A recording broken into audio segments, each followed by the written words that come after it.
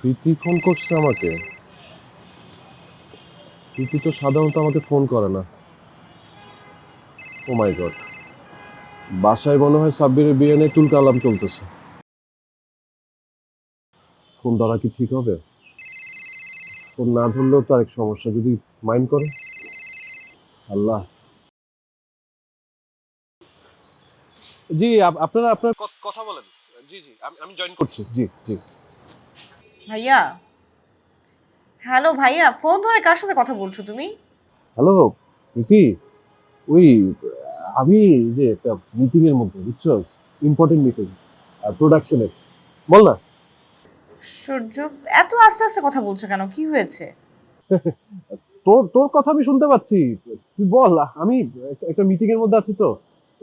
তুই বল।